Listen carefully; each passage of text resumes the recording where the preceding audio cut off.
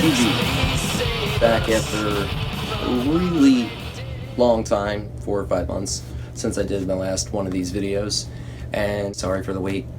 I originally planned to do reviews after I did my first one of Decades, now season 1 of the 80s decade. I had planned to do one for the 90s and the aughts and the 10s, and then life got in the way. But back now, so let's get right to it.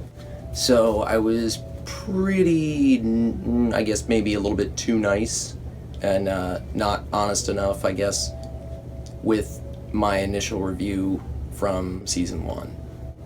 I kind of praised the set lists when, upon further review and watching it about a dozen times, the set lists were really safe.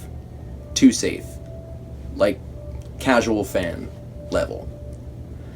When they advertised it as being songs they haven't touched in decades, when it was pretty much what you typically hear from them when you go to see Bad Religion in concert. So, also, in none of season 1, none of the shows from season 1 had anything from Mr. Brett Gurewitz. He made no appearances in any of the season 1 Decades shows. Even at the end credits, his name isn't even mentioned when it's Bad Religion is, which I get because he doesn't play with them live, so why would you have his name listed kind of like in the credits for the show of, who's who? So that made sense. So this will be a review of both the 80s show from season 2 and the 90s show, which was just this past Saturday.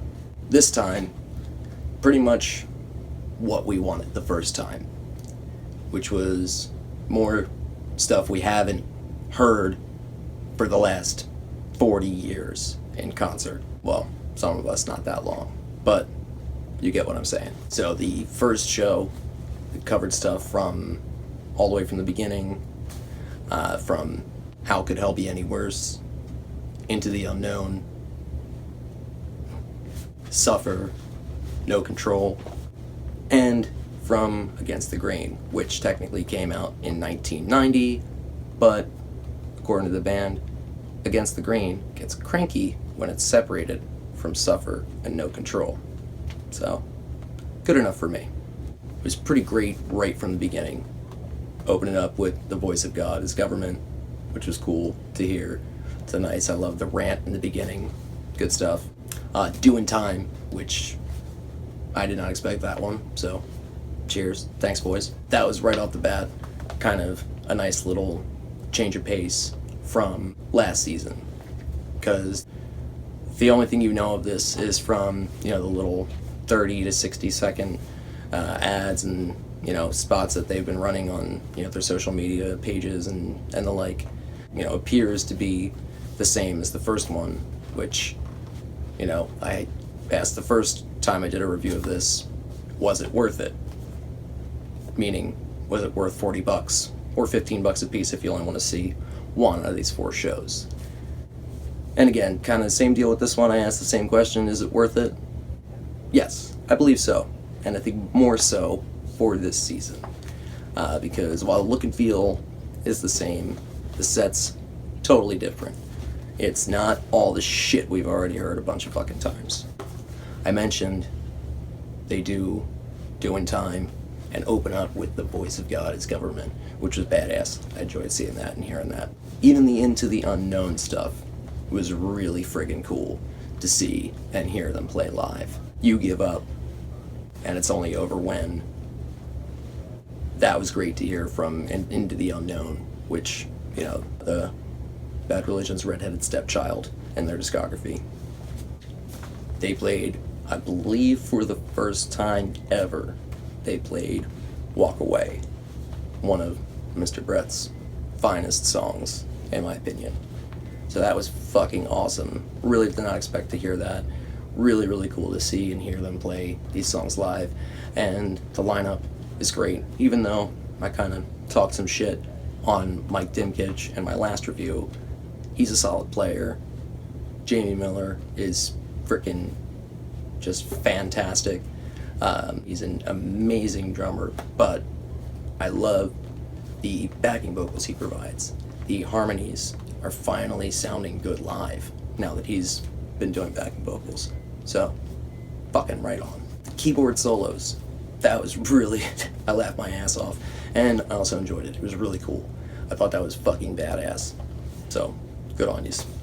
The interview segments is my favorite part, pretty much, of last season. And it's no different this season. They're humorous, the fly on the wall stuff's great, the rehearsal stuff is cool, seeing, the way they interact and all that good shit. Really enjoyed it. I want more of that. Doesn't seem to be like they're going to give us much more than little snippets here and there, but, we'll take what we can get, right? Other parts of the set list that I thought were really cool were, part 2, 3, and 4 being played. That was really fucking cool. They mentioned there being a part 1.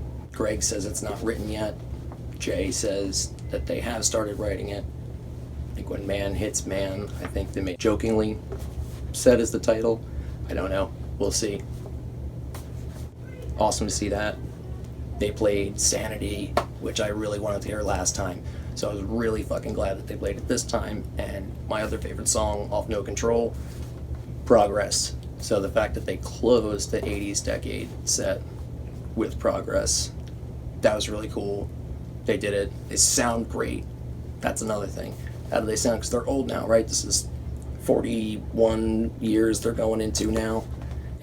Even at their age now, even being in their 50s, close to 60, after doing this 41 years, they sound better than ever. I enjoyed it. I think they sound fucking great. I think Jamie Miller's a phenomenal drummer. I think definitely, when you have Brooks Wackerman as your predecessor, anyway, you better bring the chops, and he does.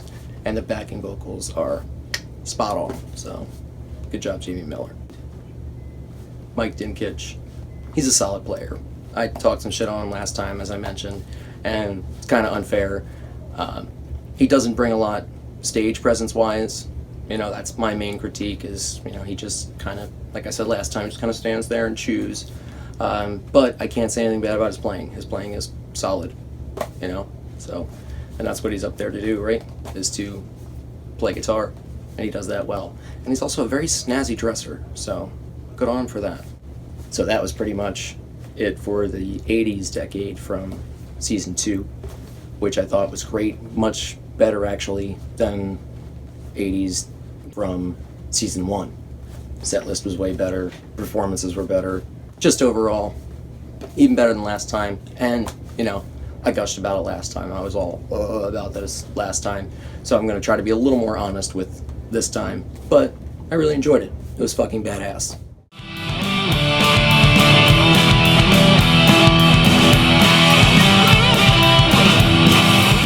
Alright, now let me get into my thoughts on the 90's show. Seems like the 90's sets are always the best. Maybe it's just because they've got so much great output from that decade that it seems like it's the best.